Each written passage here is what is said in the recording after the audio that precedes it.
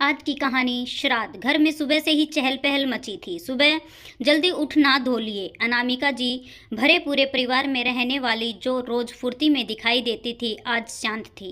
बालों की सफ़ेदी उनके तजुर्बे को बयां कर रही थी। नहा कर निकली तो बड़ी बहू स्नेहा चाय बना लाई। ये रोज सुबह का रूटीन है। जब सास बहू साथ में चाय पी सारे दिन की दिनचर्या तय कर लेती हैं। क्या बनाना है, कहाँ जाना है, सब कुछ। माँ, क्या बात है, तबीयत ठीक है ना आपकी? हाँ बेटा, बस थोड़ी सी बेचैनी है। माँ, हम हैं ना, आप चिंता क्यों कर रही हैं? सब ठीक होगा, बहू ने सास को दिलासा देते हुए कहा। जैसे जैसे समय बीतने लगा सब बच्चे पोता पोती नहा धोकर तैयार हो गए। बहुओं के साथ उनके बच्चों के आने का इंतज़ार है। हलवाई बड़े बड़े बर्तन धो पोंछ कर खाने की तैयारी करने लगे। कुछ मिलाकर जायजा लिया जाए तो किसी जश्न की तैयारी जैसा माहौल है। अनामिका जी 2 बेटों व 1 बेटी की माँ हैं। सबका घर बसा अपनी जिम्मेदारियों से मुक्त हो चुकी हैं। छोटी बहू स्वभाव से थोड़ी तेज़ हैं, पर बड़ी उसने घर का वो समय भी देखा जब ससुर जी मौजूद थे। उनकी बीमारी, वो दिन, तकलीफ़ें और फिर उनके एकाएक चले जाने पर सास का दर्द, वो सब को करीब से महसूस करती है। इसलिए सास से प्रेम व सहानुभूति भी है। और सबसे बड़ी बात, खुद के पिताजी को भी लंबी बीमारी के चलते खो चुकी हैं, तो इस रिश्ते की तकलीफ़ को करीब से समझती हैं। कुल मिलाकर एक सुशील बहू के सारे गुण उसमें हैं। छोटी अपने घर में भी छोटी व लाडली थी। वो थोड़ी तुनक मिजाज है, गुस्सा आने पर किसी का लिहाज नहीं। बड़ी पूरे घर को बड़प्पन व करीने से संभाले हुए है। बुआ आ गई, बुआ आ गई। बच्चे बुआ को लेने बाहर दौड़ पड़े। बुआ भी माँ से पहले भाभियों से मिली। भाभी, माँ कहाँ हैं? कहीं नज़र नहीं आ रही। छोटी ने फटाक से जवाब दिया, दीदी, माँ आज सुबह से शांत हैं, शायद कोई तकलीफ़ हो। मुंह से कुछ कहती नहीं तो समझ नहीं आता। इतने में एक दूर की बुआ सास जो बुज़ुर्ग हैं, उन्हें बेटा ऑफिस जाते हुए दिन में वापस आने की कह छोड़ गया। बुआ सास घर की सबसे बुज़ुर्ग महिला हैं, इसलिए पूजा होने से पहले उन्हें आने को कहा गया है। पंडित जी पधार चुके हैं। पूजा पाठ की तैयारियां शुरू होने लगी। देखिए, पितृपक्ष के श्राद्ध का अपना ही महत्व है। कहते हैं इस दिन ब्राह्मण के रूप में हमारे पूर्वज भोजन ग्रहण करते हैं, प्रसन्न रह रक्षा कवच की तरह हमारा साथ देते रहें, इसलिए उन्हें उचित तिथि के दिन पूजा जाता है। उनकी पसंद के व्यंजन बनाए जाते हैं। पितृ ऋण सबसे बड़ा ऋण माना जाता है। साफ खुश मन से अपने पिता को याद कर उनके प्रति श्रद्धा भाव रख उनका स्मरण कीजिए। अनामिका जी कहीं दिखाई नहीं दे रही, उन्हें बुला ले तो आगे का कार्य संपन्न हो। बेटी माँ को बुलाने चल दी। माँ, अकेले क्यों बैठी हो? सबसे कहती हो कमरे में रोशनी करो और खुद अंधेरे कर बैठी हो, क्या बात है? आओ, पंडित जी आ गए हैं। देखा तो माँ की आंखों में आंसू भरे थे। जल्दी करो मम्मा, पंडित जी बुला रहे हैं। क्यों इतना परेशान हो रही हो? हर साल श्राद्ध करती आई हो, इस बार इतनी तकलीफ क्यों? चलो ना माँ, तुम्हें ऐसा देख सारा माहौल खराब हो जाएगा। मन ही मन सोचने लगी, ये वही बच्ची है जिसके चेहरे के भाव से मैं दिल का हाल जान जाती थी। इतने में छोटी बहू आ गई। मम्मा आओ ना, हर साल तो खुद तैयारी करवाती हो, इस साल क्या हुआ? अनामिका जी मौन थी। आंसू अंदर ही दबा पल्ला ठीक कर धीरे धीरे कदम बढ़ाते हुए बाहर आ गई। आज चेहरे पर रोज सी रौनक न थी। सभी पूर्वजों को याद कर दर्पण किया गया। बच्चों ने सभी आमंत्रित रिश्तेदारों व मित्रों को भोजन करवाया। जब घर वाले भोजन करने बैठे तो बड़े बेटे ने कहा, पापा आए दिन मूली की सब्जी बनवाते और जितनी स्वाद से बनवाते उतना ही स्वाद लेकर खाते। आज के हर खाने की चीज़ों के साथ पापा की यादें जुड़ी हैं। अनामिका जी फीकी सी हंसी हंसते हुए बोली, भगवान का खेल भी गजब है।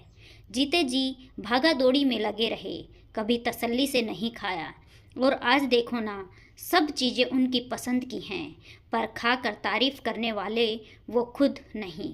इंसान क्या सोचता है और क्या हो जाता है। खाने के बाद पूरा परिवार एक जगह बैठा हंसी मजाक में लगा था, क्योंकि आज पापा का दिन था। उन्हें बराबर याद किया जा रहा था। सालों बीत गए, आज ऐसा कुछ नहीं था जो नया हुआ हो। सबकी बातों के बीच चुप बैठी अनामिका जी थोड़ी देर में उठ अपने कमरे में जाकर लेट गई। किसी ने इस बात को गंभीरता से नहीं लिया। सोचा थक गई होंगी, इसलिए सोने चली गई। सब अपने गप्पों में मशगूल थे। सोचते सोचते अनामिका जी को झपकी आ गई। उठी तो बाहर अंधेरा दिखाई दिया। छोटी बहू ने आकर कहा, मम्मा सुबह का सारा खाना रखा है, क्या आपके लिए भी लगा लाऊं? नहीं कह गर्दन हिला दी। रसोई में जाकर बोली, ताज़ा खाने की आदत है, अभी ताज़ी रोटी बनाकर दोगे तो खा लेंगी। अरे इतना तो समझना चाहिए कि सारे दिन लगे लगे हम भी थक गए हैं। ये सब आपके कारण है दीदी, ज़बरदस्ती में आपने आगे से आगे करके देने की आदत डाल रखी है। बस करो छोटी, जो मन में आता है कहती चली जाती हो। थोड़ा तो लिहाज करो, और कुछ नहीं तो आज के दिन की ही महत्ता को समझा होता। कह बड़ी बड़ी बहू सास के पास चल दी। माँ खाना परोस दूँ? नहीं बेटा, तुम लोग अपना खाकर फ्री हो लो, मुझे बिल्कुल भूख नहीं। समझ सकती हूँ माँ आपकी तकलीफ़, जो तकलीफ़ आपको है उसे कोई महसूस नहीं कर सकता। इतना समय बीत गया है, इन लोगों के लिए श्राद्ध हर साल का फ़र्ज है। बच्चों ने दादाजी देखे ही नहीं, उनके लिए आज का दिन इकट्ठे हो बढ़िया खाना खाने का मौका, पर आप पर जो बीत रही है उसकी तुलना किसी से नहीं की जा सकती। माँ आप तो इतने सालों से खुद सब तैयारियां कर श्राद्ध करती आई हैं, अब की बार इतनी बोरियत क्यों? नहीं जानती बेटा, शायद अब बच्चे बड़े और समझदार हो गए हैं, इसलिए। इस बार उन्होंने अपना फ़र्ज़ समझ सब तैयारी कर ली तो लगा मेरा फ़र्ज़ पूरा हो गया है। आज पहली बार इतनी फुर्सत में थी कि उन्हें याद कर पाई। खीर मुंह में डालते ही एकाएक उनके चटकारे याद आने लगे। शायद हम अपनों को न भूलें, अपने बच्चों को पीढ़ी दर पीढ़ी अपनों से परिचित करवाते रहें, उन्हें अपने अपनों से मिलवाते रहें और इस रूप में संस्कार सिखाते रहें। इसलिए श्राद्ध बने। ठंडी आह भरते हुए बोली, आज सालों बाद उनको याद करने का भरपूर समय मिला। छोटी बहू, यकीनन मुझे गरम रोटी अच्छी लगती हैं, पर ये कतई मत सोचना कि आज मुझे गरम रोटी चाहिए थी। अरे आज ऐसा हलक से निवाला निकलता, वो दिन क्या कभी मैं भूल सकती हूँ कितनी तकलीफ़ से आज के दिन उनकी सांस छूटी थी। बेटा चाहे तुम सबको उनसे समीपता का रिश्ता था, पर मेरे लिए तो जीवन के आधार थे। मैं भुला कर भी उन्हें भूल नहीं सकती। जीवन में सब छोड़ आगे बढ़ना पड़ता है, कभी अपने लिए कभी अपनों के लिए। कैसे भूल जाऊँ जिस कश्ती पर सवार होकर चली, वो कश्ती वो खुद थे।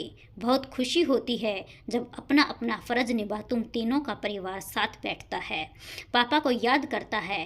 पर बेटा इन सब में मैं कहीं खो गई हूँ। मेरी किसी बात का बुरा मत मानना, कह वो दूसरे कमरे में चली गई। सब चुप थे। बड़ी बहू की आंखों में आंसू निरंतर बह रहे थे। सही कह रही हैं माँ, हम सब जिस कश्ती के सवार हैं उस कश्ती को याद कर सारे फ़र्ज चुकाना चाहते हैं, वो भी अपने स्वार्थवश। किसी पितृ श्राद्ध से खुश हो पूर्वज हमें आशीर्वाद देंगे, हमारी तकलीफ़ें दूर होंगी, उन्नति का रास्ता मिलेगा। लेकिन वो पतवार जो इस किश्ती को चला रही थी वो किस दौर से गुजर रही है, हम में से किसी ने उनका मन टटोलने की कोशिश भी नहीं की। ये भूल गए कि माँ यदि खुश रहेंगी तो कोई हमसे कैसे नाराज़ हो सकता है। आज हम सब के लिए विशेष दिन था, लेकिन माँ वो कैसे सहज रह सकती थी किसी ने नहीं सोचा। संवेदनाएं रखते हुए भी हम इतने संवेदनहीन कैसे हो गए। सब अपने गप्पों में इतने मशगूल हो गए कि उनकी तकलीफ़ को समझ ही न पाए। सबको अपनी गलती का एहसास था। सामने मौजूद इंसान की भावनाएं आहत न हो, ये प्रयास करें। सबसे बड़ा संस्कार किसी की भावनाओं को समझ उनका साथ देने का है। किसी के मन को पढ़ पाने से बड़ा कोई संस्कार नहीं। आपकी इस कहानी के बारे में क्या राय है, कमेंट बॉक्स में ज़रूर बताइए। चैनल पर पहली बार आए हैं तो चैनल को ज़रूर सब्सक्राइब